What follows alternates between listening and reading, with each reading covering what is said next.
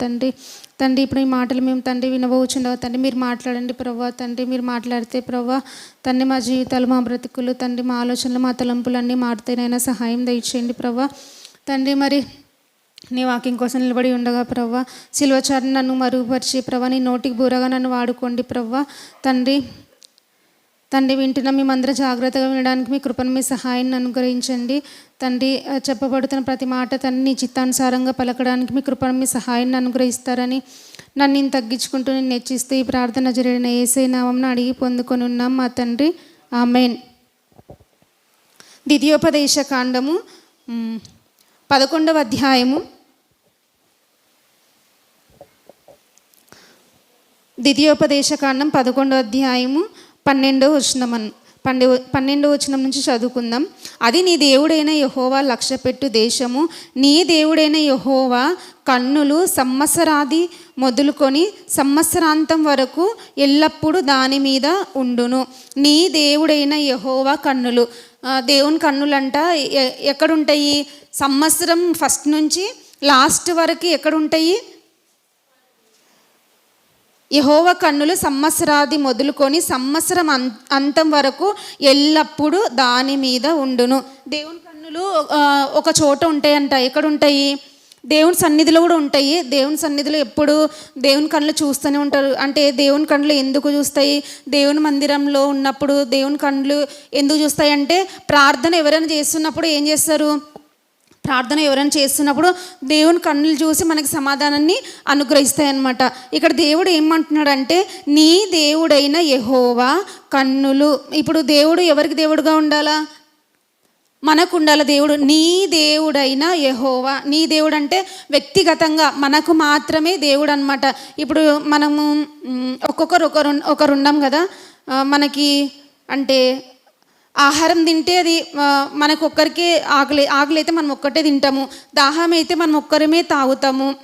మళ్ళీ చలి పెడితే మనం ఒక్కరి శరీరాన్ని కప్పుకుంటాం. అట్లనే అంటే ఇప్పుడు ఎవరు ఆకలి అయితే వాళ్ళు తింటారు, ఎవరు దాహం అయితే వాళ్ళు తాగుతారు. అట్లనే శరీరానికి కూడా ఇప్పుడు ఇంట్లో అందరూ నీకు ఆకలి అవుతుందని కుటుంబంలో అందరూ తిన్నారనిక వీల్లేదు కదా, ఎవరి కడుపు వాళ్ళకి, ఎవరు దాహం వాళ్ళకి. అట్లనే నీ దేవుడైన యెహోవా అంటే ఇంట్లో చాలామంది ఉంటారు. చాలామంది ఉన్నప్పుడు ఒక్కొక్కరికి కదా దేవుడు అన్న తర్వాత ఒక్కొక్కరు ఆస్వాదించాలా. ఎట్లా ఆస్వాదించాలో? మనం తిన్నప్పుడు అయితే ఎట్లా ఆస్వాదిస్తామో, లేకపోతే దాహము వేసినప్పుడు మనం ఎట్లా దాహం తీర్చుకుంటాము, అట్లనే ఇక్కడ దేవుడు ఏమంటాడంటే నీ దేవుడు అంటే మనకు ఒక్కడికే దేవుడు ఉండాలి. కుటుంబంలో 6 మంది ఉన్నారనుకోండి, లేకపోతే 5 మంది ఉన్నారనుకోండి, వాళ్ళు కూడా దేవుని సన్నిధిని ఒక్కొక్కరు ఒక విధంగా అనుభవించాలంటే దేవుణ్ణి తన సొంత రక్షకునిగా తెలుసుకోవాలా. ఇక్కడ ఒక ఆయన ఉంటాడనమాట బైబిల్లో. ఒక ఆయన ఏమంటాడంటే, యెహోవా నా బలమా, నేను ఆయనను ప్రేమిస్తున్నాను అంటాడు. ఎవరి బలం అంట? ఒక భక్తుడు ఏమంటాడంటే, యెహోవా నా బలము. మనం దేవుణ్ణి ఎప్పుడైనా బలం అంటామా? మనకి ఎప్పుడైనా కానీ దురుసుగా లేకపోతే ఎక్కడైనా ప్రవర్తిస్తున్నప్పుడు, దురుసుగా ఎవరైనా ప్రవర్తిస్తున్నారనుకోండి, నువ్వు ఎందుకు అంత దురుసుగా మాట్లాడుతున్నావు, దురుసుగా ఉన్నావంటే అప్పుడు ఏమంటారు?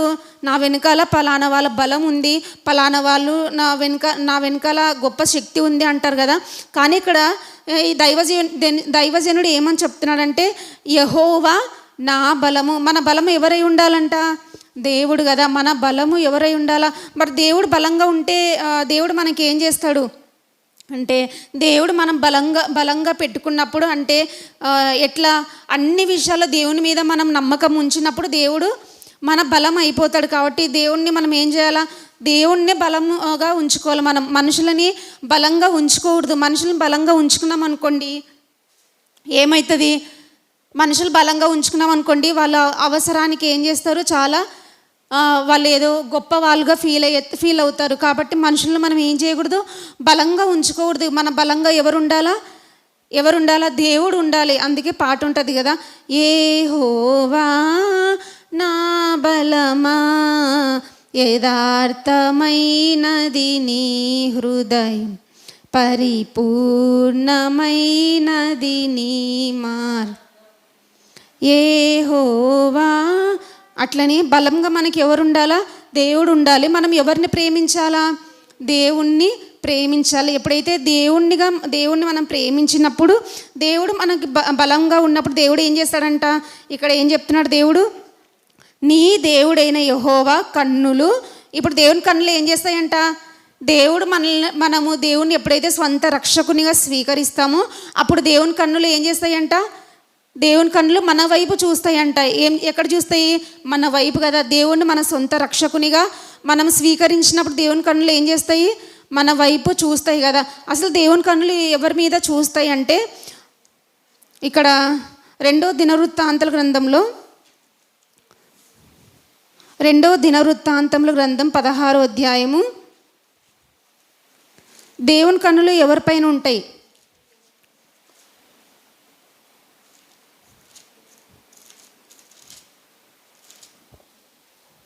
16వ అధ్యాయము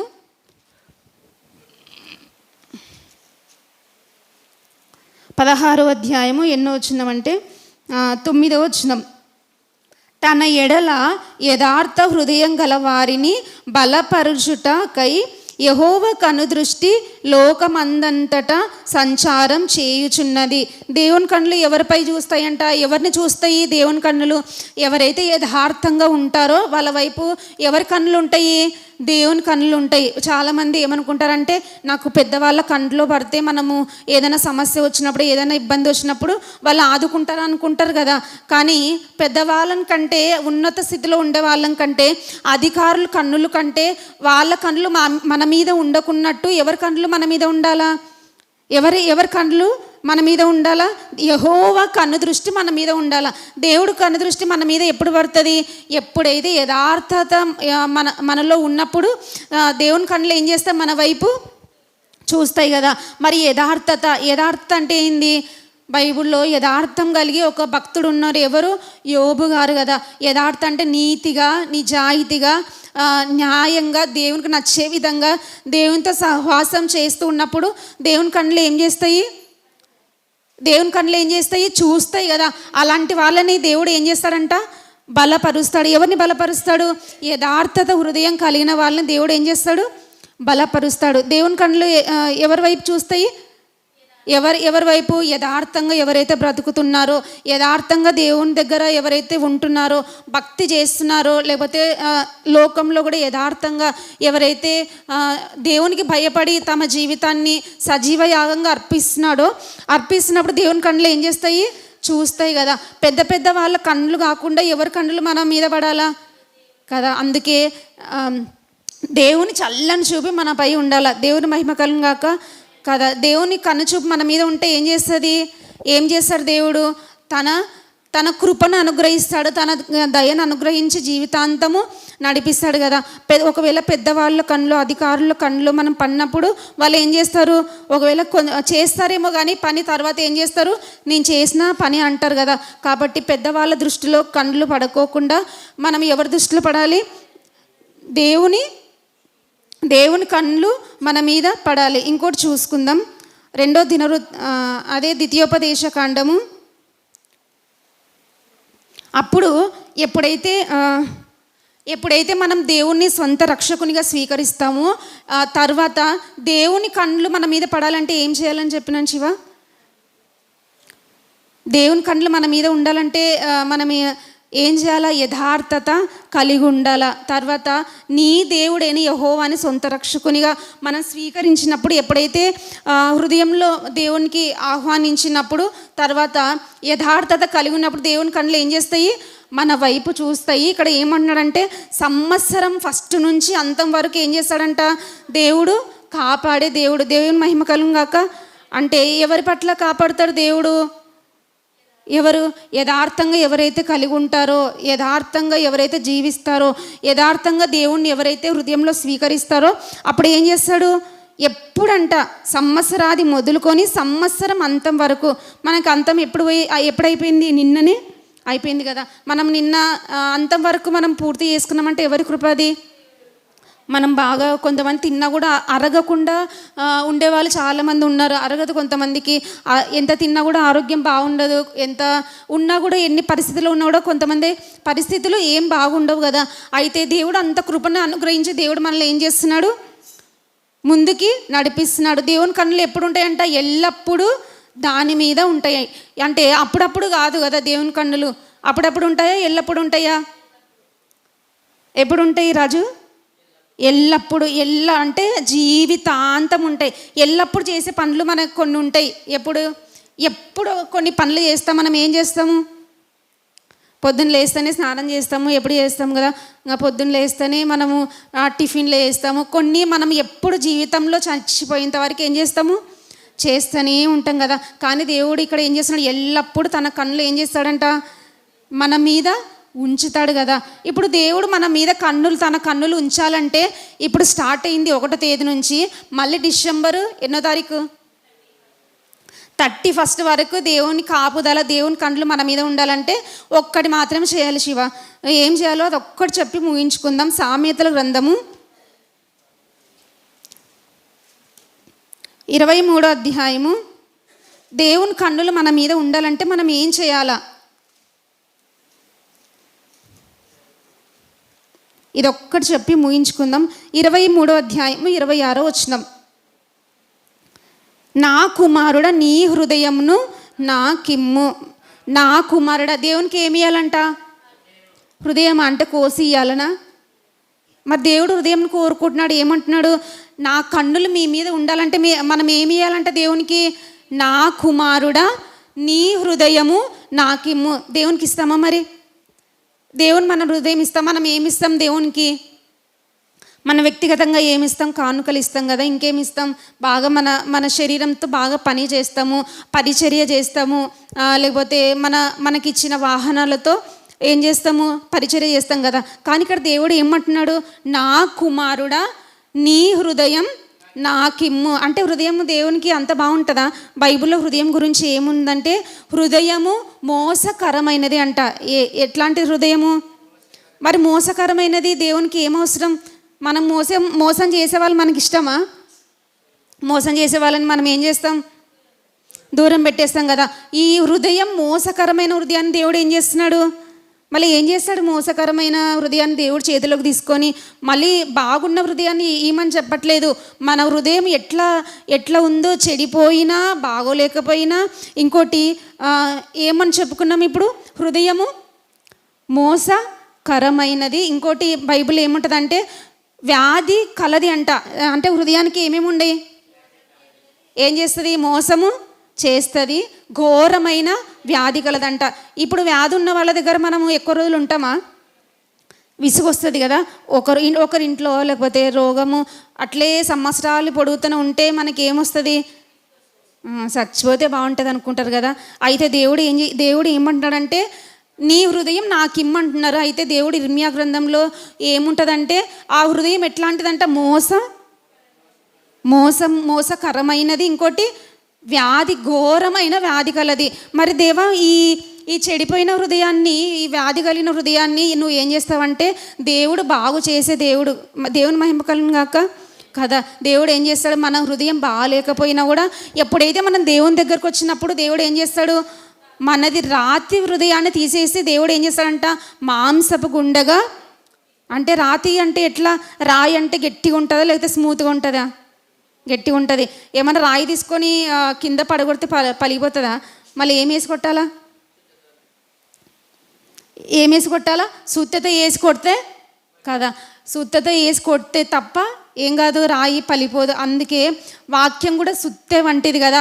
వాక్యం ఎప్పుడైతే మన రాతి హృదయం బండ బారిపోయి ఉంటుంది. ఎట్లా అంటే ఎంత కఠినంగా ఉంటారంటే అంత కఠినంగా ఉంటారు. అప్పుడు రాతి అంటే సుత్తు అనే వాక్యాన్ని దేవుడు తీసుకొని కొట్టినప్పుడు ఏమవుతుంది? పలిపోయి ఏమవుతుంది? మాంసపు హృదయంగా దేవుడు ఏం చేస్తాడు? మారుస్తాడు కదా. అందుకే దేవుడు అంటున్నాడు, ఏమి అడిగాడు? ఫస్ట్ దేవుడు ఏం అడుగుతాడు? నా కుమారుడా. దేవునికి ఇద్దామా మన హృదయాన్ని దేవునికి ఇవ్వాలా? ఇచ్చినా కూడా దేవుడు ఏం చేస్తాడంటే మనం ఎప్పుడైతే మన హృదయాన్ని దేవుని చేతిలో పెట్టినప్పుడు దేవుడు ఏం చేస్తాడు? నీట్గా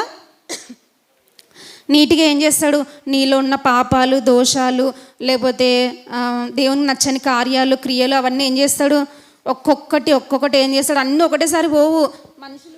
మనుషులు మారాలంటే అన్నీ ఒకటేసారి మారరు, టైం పడుతుంది కదా. దేవుడు చూస్తాడు, మారుస్తాడు. దేవునికి ఓపిక ఎక్కువ తెలుసా.